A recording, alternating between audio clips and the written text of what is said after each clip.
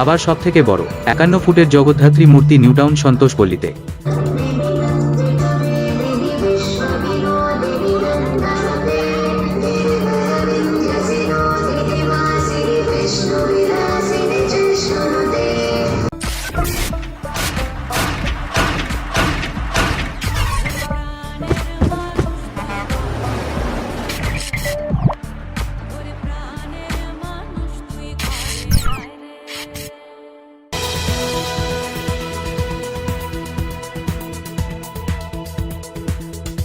এবার সবথেকে বড় 51 ফুটের জগদ্ধাত্রী মূর্তি নিউটাউন সন্তোষপল্লীতে উদ্বোধন করলেন রাজারহাট নিউটাউনের বিধায়ক মাননীয় তাপস চ্যাটার্জি এবং বিখ্যাত অভিনেত্রী ও তৃণমূল কংগ্রেসের রাজ্য সভাপতি মাননীয়া সায়নী ঘোষ। এছাড়া এই উদ্বোধনী অনুষ্ঠানে উপস্থিত ছিলেন বিধাননগর কর্পোরেশনের মেয়র মাননীয়া কৃষ্ণা চক্রবর্তী, রাজারহাট পঞ্চায়েত সমিতির সভাপতি মাননীয় প্রবীর কর, মেয়র পরিষদ মাননীয়া রহিমা বিবি, মেয়র পরিষদ মাননীয়া আরাত্রিকা ভট্টাচার্য, কাউন্সিলর মাননীয়া নন্দিনী ব্যানার্জি সহ আরও অনেক বিশিষ্ট ব্যক্তিবর্গ।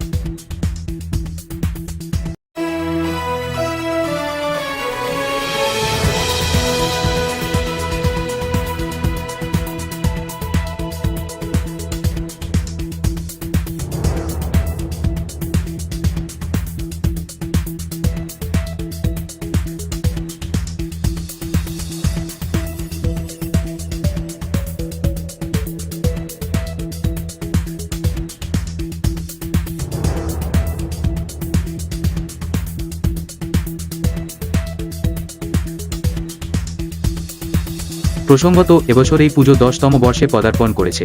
মূলত প্রতিবছরই তাদের পুজোয় থাকে বিশেষ চমক। এবারের থিমের নাম হয়েছে আদি অনাদি 51 ফুটের মা জগদ্ধাত্রী, যা শনিবার সকলের উপস্থিতিতে সূচনা হয়। এরপর ফিতে কেটে প্রদীপ প্রজ্বলনের মাধ্যমে জগদ্ধাত্রী পুজোর শুভারম্ভ করা হয় এদিন। উদ্বোধনের পাশাপাশি এই অনুষ্ঠানের মাধ্যমে এদিন জনসেবামূলক কাজও করেন রতন মৃধা। এদিনের অনুষ্ঠানের মাধ্যমে 2 জন সাধারণ মানুষদের কৃত্রিম পা প্রদান করেন রতন মৃধা। একই সঙ্গে আরও সাধারণ মানুষদের হাতে তুলে দেন হুইলচেয়ার, কানের মেশিন, কাপড়, শীত বস্ত্র প্রদান থেকে শুরু করে রিকশার স্ট্যান্ডকে 10,000 টাকা।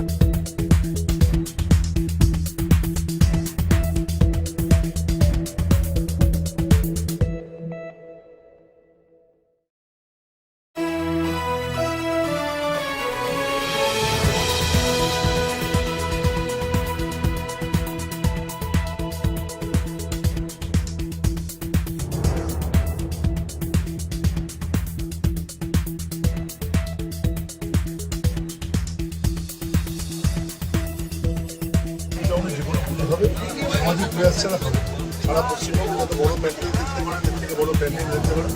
সামাজিক কাজে পশ্চিমবঙ্গে আমরাই আমাদের বিকল্প হতে পারি। মানুষের পা দিয়ে শুরু করি আমরা কালী পুজো, আমাদের পা দিয়ে শুরু করি আমরা জগদ্ধাত্রী পুজো। মানুষের মধ্যে দিয়ে সেবা, মানুষের মধ্যে দিয়ে আমাদের কাছে সব কিছু। মানুষ ছাড়া কখনো কিছু হতে পারে। গরিব মানুষকে বাদ দিয়ে উৎসব সাফল্য করা যেতে পারে। ধর্ম মায়ের কাছে কামড় সম্পূর্ণ হতে পারে, কোনো রাজনৈতিক দল সম্পূর্ণ হতে পারে। আজকে এই রতনদার উদ্যোগে যে 51 ফুটে এত বড় জগৎ রতন ছিল, তাহলে আমাদের বলে যে আমার শেখার কোনো বয়স হয় না, অনেক ছোট্ট সুন্দর ফুল লেগেছিল, সেটা শুনিয়ে ভালো লাগে। পয়সা তাই কিন্তু মানুষের রতনের অনেক অনেক উপকৃত হয়েছে, এখনো চাই না।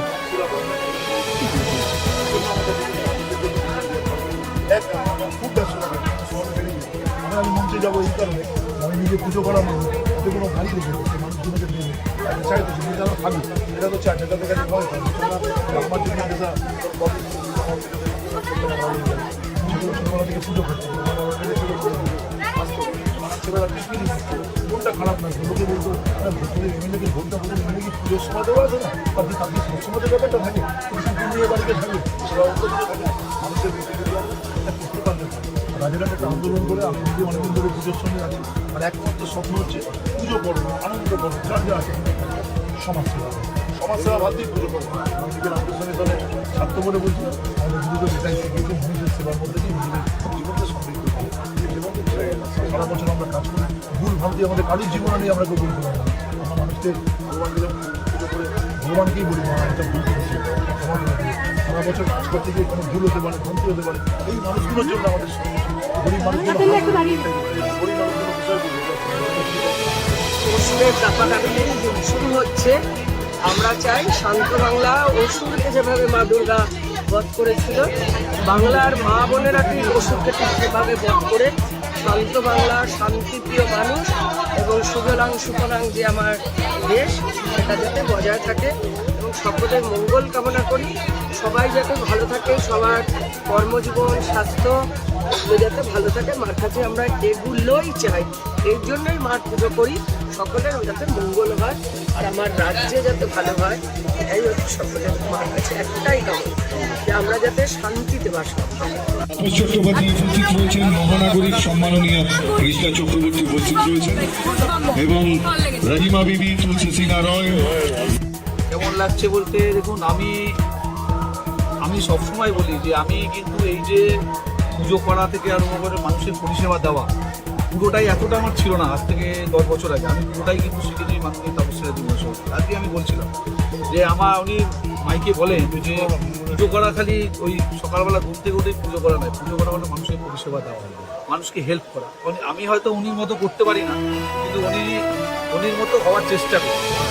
উনির মতো হতে পারবো না, তাপসেরাজি আর দ্বিতীয়টা হবে না, কিন্তু আমিও চেষ্টা করি যে তাপসেরাজির মতো কিছুটা যদি করতে পারি। এবং এবছর আমার খুব ভালো লাগলো যে তাপসদা সত্যিও এতক্ষণ টাইম দেয় না।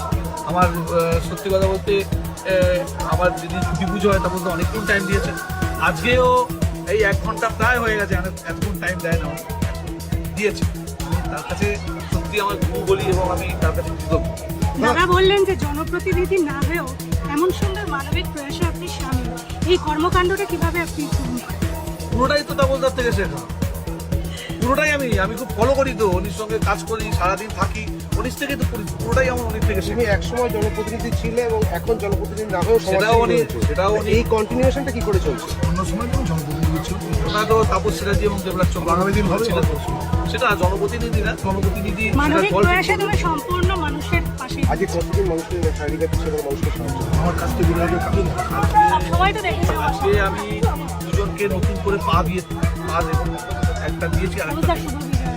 এবং 5 জনকে আমি গাড়ি দেবো, তারপরে ক্যাচার দেবো, আমি কেচার না কি বলে ওটাকে, ওটা দেবো 23 জনকে, 6টা দেবো কানের, এবং কিছু পিছিয়ে পড়া মানুষ আছে। যেটা আমি আরেকটা জিনিস করেছি, যেটা তামিলনাড়ু থেকেই কপি করা, রিক্সা স্ট্যান্ডকে আমি 10,000 টাকা দিচ্ছি তাদের স্বাস্থ্য সুবিধা, মানে যদি কারো কোনো শরীর খারাপ হয় বা অ্যাক্সিডেন্ট কিছু হয়, তার জন্য সেই টাকাটা তারাই খরচা করতে পারবে, কিন্তু অন্য কোনো কারণে খরচা করতে পারবে না। তামিলনাড়ু থেকেই দেখা, তামিলনাড়ু থেকে ডুপ্লিকেট করা। তো এই অনেকদিন ধরে ট্রাই চলছে, মোটামুটি 7-8 মাস মাথা দিয়ে ঘুরছিল যে কী করবো। হঠাৎ দেখলাম যে ফেসবুকে একদিন দেখছিলাম একটা বড় দুর্গা, তখনই মাথায় হলো আমি এবার তাহলে করবো। আমি প্রিপারেশন নিয়ে রেখেছি প্রায় 6 মাস ধরে, আস্তে আস্তে করে।